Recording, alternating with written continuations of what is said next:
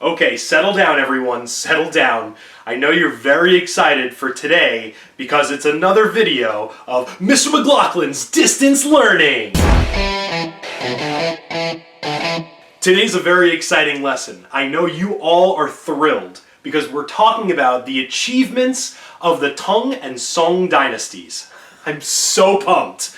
So, during this time period that we've been discussing, there are four major achievements that the Tang and Song dynasties make that revolutionize the world. Things that won't be seen in Europe for another 200 years. You have gunpowder, medicine, woodblock printing, and air conditioning. And they all make major achievements and major leaps forward for the entire world. First, we're going to talk about gunpowder. Gunpowder was discovered around the 9th century by Chinese alchemists. Does anyone know what an alchemist is? Yes, you. Very good.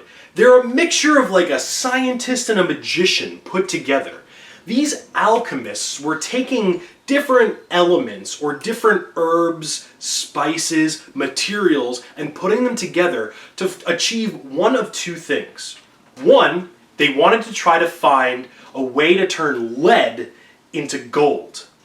But more importantly, they were looking for something called the elixir of life, something that they can ingest and then have them live forever. Now, mostly this was implemented by the emperor so that he can stay rich forever, but it doesn't really work out that way. We will see throughout all the rest of history, whenever alchemists come up with these concoctions, it doesn't really work the way they want to. Even till today, there's no way to change lead into gold. It's just chemically impossible. But one thing they did discover by combining all these different elements is gunpowder. Something that when lit or heated up will create a spark. And if they contained that gunpowder in a small confined area, they realized that it explodes. That's right. These alchemists were looking for the elixir of life, a way to stay alive forever, and they accidentally discovered something that could kill a lot of people.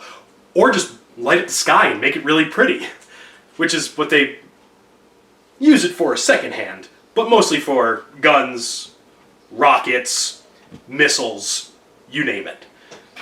Next, they created new types of medicine.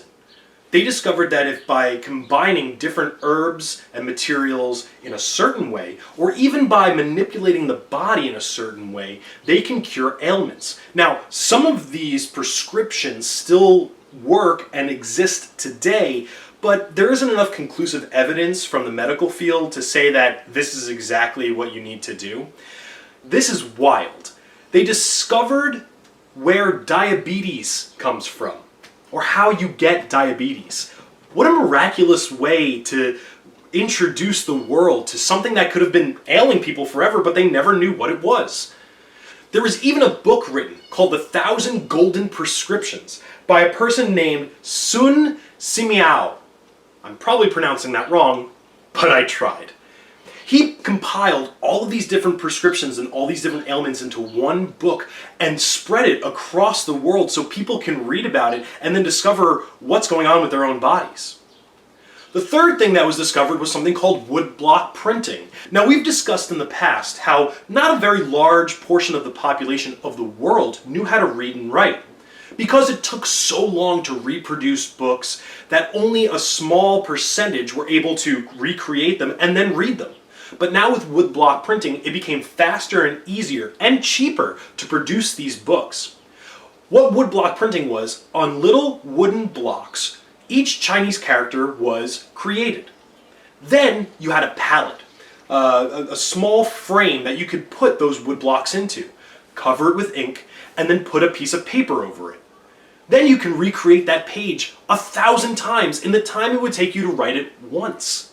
Now we can make all the different types of books across different mediums all over the world.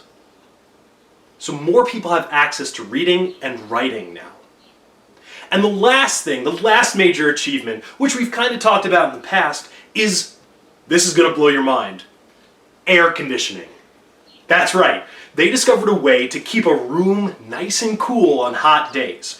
Now, when we talked about the Indus Valley, we discovered that in Mohenjo-Daro, there were certain buildings that were built a certain way so that the wind and the breeze would go through them, thus cooling the room. But the emperor had other plans. He had a room called a cool hall. And in the cool hall, he had a set of fans that were powered by water, and also cool water jets that would run through the floor and keep the whole room cool. I mean, it's, far from what we have today, but what a crazy achievement. That's amazing.